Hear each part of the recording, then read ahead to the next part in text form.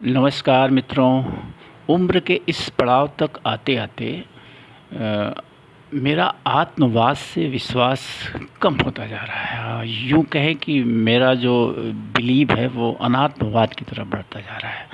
अनात्मवाद का मतलब मैं ये मानता हूँ अब कि आत्मा का कोई अस्तित्व नहीं है। इससे पहले मैं भी मानता रहा हूँ कि आत्मा का अस्तित्व होता है, आत्मा अजर अमर होती है, आत्मा शाश्वत होती है, आत्मा इमॉर्टल होती है। लेकिन अब इस कॉन्सेप्ट पे मुझे संशय सा होता जा रहा है और अब मेरा झुकाव बुद्ध के अनात्मवाद की तरफ बढ़ता जा रहा है कि हम एक ऊर्जा के पुंज हैं।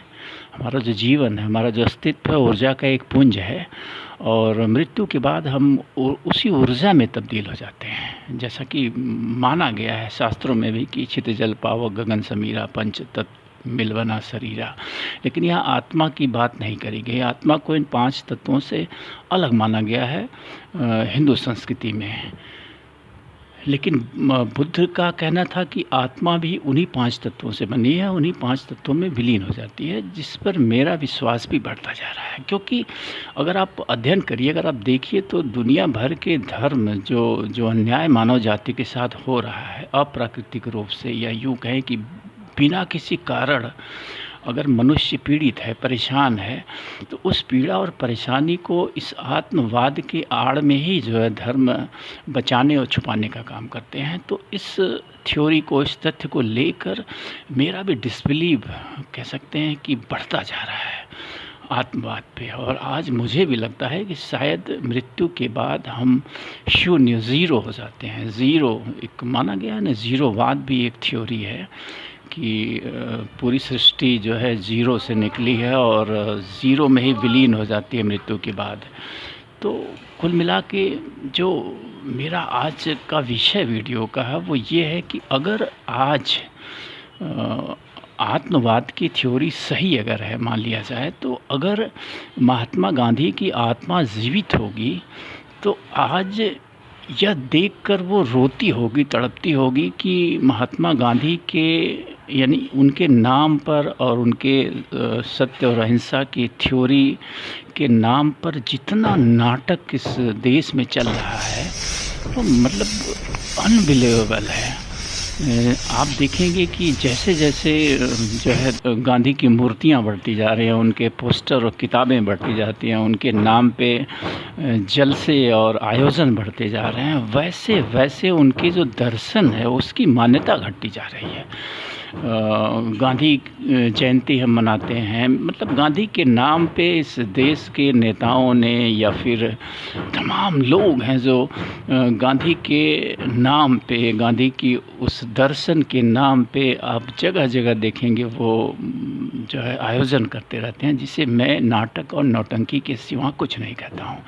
क्योंकि गांधीवाद का अगर सच में हमारे समाज पे या हमारे पे असर होता तो आज सच बोलने वालों की संख्या यूँ न घटती जाती, अहिंसक लोगों की संख्या यूँ न घटती जाती, आई मीन टू से झूठ का बोलबाला न होता, हिंसा का इस कदर प्रसार न होता। तो जैसे जैसे महात्मा गांधी के नाम पे नाटक करने वालों की संख्या बढ़ती जा रही है, वैसे वैसे ही झूठ बोलने वालों की संख्या हमारे समाज में बढ़ती जा रही है, वैसे वैसे ही हमारे समाज में हिंसा बढ़ती जा रही है।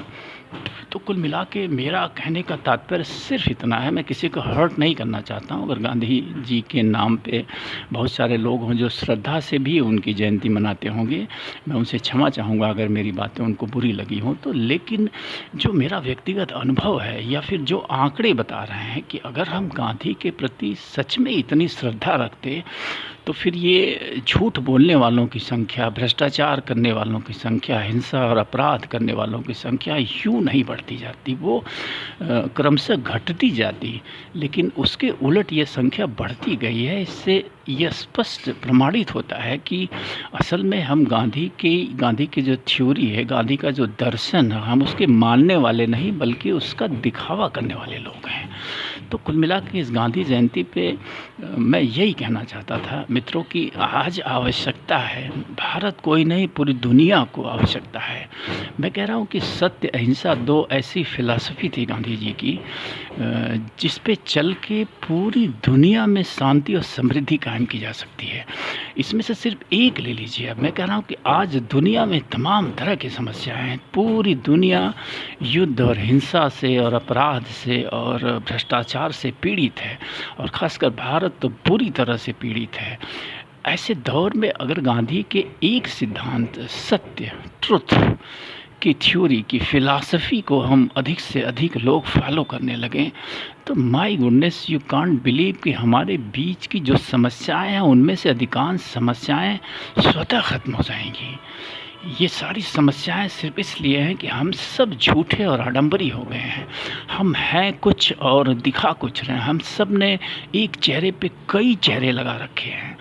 तो मेरा विनम्र आग्रह यही है कि आज आप गांधी की प्रतिमा के सामने माल्यार्पण करें ना करें, गांधी के जो दर्शन है उनके अपने जीवन में उतारने की चेष्टा करें। उसकी हमें ज़रूरत है। हमें ज़रूरत नहीं है कि हर चौराहे पे गांधी की प्रतिमा लगे, जो है गली गली में उनकी फ़ोटोज़ पे लोग माल्यार्पण करें। ऐसी आवश्यकता नहीं है। शायद गांधी जी भी इस आवश्यकता को महसूस कर रहे होंगे अगर उनकी आत्मा अमर होगी तो। और सोचिए कितने पीड़ित होंगे यह देखकर कि आज उनके नाम पर, उनके दर्शन के नाम पे, उनके फ़िलासफ़ी के नाम पे किस कदर एक्टिंग की जा रही है चारों तरफ ढेर सारे लोगों द्वारा। तो एक बार फिर से क्षमा चाहूँगा उन लोगों से जो लोग हर्ट हुए हों मेरी इन बातों से, जो सच्चे गांधीवादी हों।